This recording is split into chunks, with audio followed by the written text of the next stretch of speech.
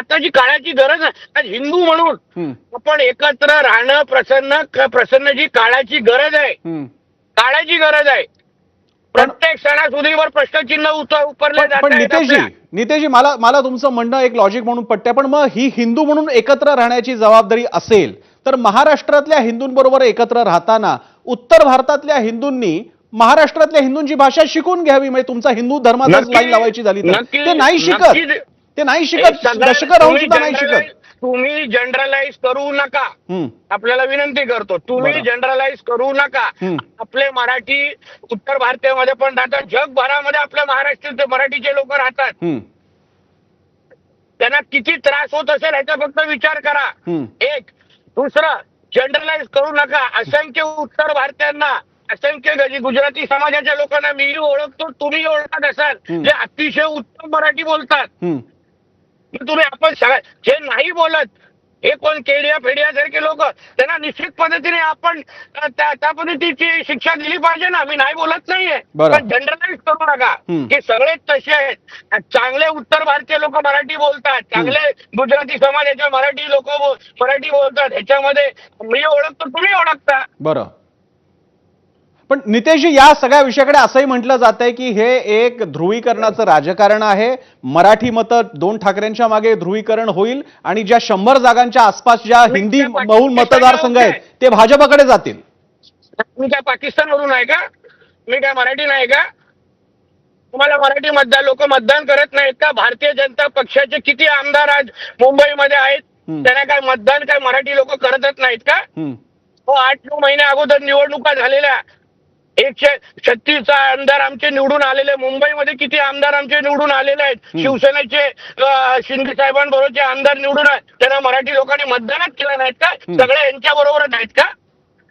काही बोलता तुम्ही. 8-9 महिने अगोदरच्या निवडणुका झाल्या, लोकांनी आपलं मत कौल दिलेलं आहे, मत दिलेलं आहे, आमदारांना निवडून दिलेलं आहे. असं कसं बोलू शकतो आपण?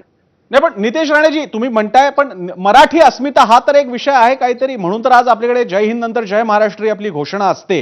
आणि तेव्हा जेव्हा महाराष्ट्रामध्ये आपले उपमुख्यमंत्री आणि माजी मुख्यमंत्री एकनाथ शिंदे जेव्हा जय गुजरात म्हणतात महाराष्ट्रामध्ये, तेव्हा मग मराठी लोकांच्या भावना थोड्याशा दुखावतात. ते सोशल मीडियावर सुद्धा. पण पाकिस्तान जिंदाबाद तो बोलत नाही ना. अल्लाह अकबरचे तर नारे ऐकायला मिळत नाही ना त्यांच्या घोषणा, त्यांच्या भाषणानंतर. किंवा ते कुठे स्वागताला आले तर अल्लाह अकबर, पाकिस्तान जिंदाबाद, हिरवे झेंडे तरी फिरवत नाही ना. तेव्हा कोणी उद्धव ठाकरेला प्रश्न विचारला नाही की तुमच्या स्वागतासाठी अल्लाह अकबरचे नारे का दिले गेले?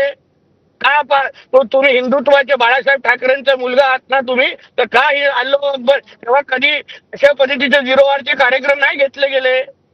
नितेश राणेजी, एक तर पाकिस्तान जिंदाबादचे घोषणा उद्धव ठाकरेंच्या उपस्थितीत देण्यात आल्याची कुठली दृश्य तुमच्याकडे असेल तर जरूर तुम्ही जरूर दाखवा. आता राहिला तुम्ही जी घोषणा देताय, अल्लाह अकबरचे नारे उद्धव ठाकरेच्या स्वागताच्या वेळी दिले गेले, हे तुम्हाला या शो नंतर मी पाठवतो. नितेश राणेजी मी त्याच्यात सविस्तर जात नाही, कारण तो त्यांचा धर्म आहे, त्याच्यातली ती घोषणा आहे. आपल्याकडे आपल्या देवाच्या धर्माच्या वेगळ्या घोषणा आहेत. हा मुद्दा घेऊन जर का आपण हा मुद्दा घ्यायचा झाला, आता नितेश राणेजी मी सविस्तर मध्ये जात नाही. आपल्या पक्षाची जी मातृसंस्था आहे तिचा अख्खा राष्ट्रीय मुस्लिम मंच. नितेशजी सगळे राष्ट्रवादी मुसलमान आहेत. मग राष्ट्रवादी मुसलमान सुद्धा म्हणतात अल्लाहू अकबर. राष्ट्रवादी मुसलमान सुद्धा म्हणतात. मुसलमान होण्यासाठी ते मान्यच करावं लागतं, पण मी त्याच्यात जात नाही. ठीक आहे, मी त्याच्यात जात नाही. ठीक आहे, मी त्याच्यात जात नाही. पण नितेशजी मला शेवटचं तुम्हाला विचारायचं आहे, आत्ताचा जो हा मराठी अमराठी मुद्दा चाललेला आहे त्याच्यामध्ये असं दिसतंय की शिंदेची शिवसेना एकदम बॅकफुटवर गेलेली आहे. भाजप आम्ही हिंदी पण आहोत, आम्ही मराठीवादी पण आहोत, पण ते लोकांना पटतंय का याबद्दल किमान लोकांना प्रतिक्रिया पाहताना जरा शंका वाटते. तुमचं काय मत आहे? हो, लोक प्रतिक्रिया देतात. 8-9 महिन्या अगोदर आम्हाला मराठी लोकांनी, महाराष्ट्राच्या लोकांनी मतदान करून आज आमचं बहुमतानी सरकार बसवलेलं आहे. कधी नाही तर एवढं बहुमत आज महाराष्ट्राच्या सरकारला मिळालेलं आहे. कसलं मतदान आणि तुम्ही विचारताय?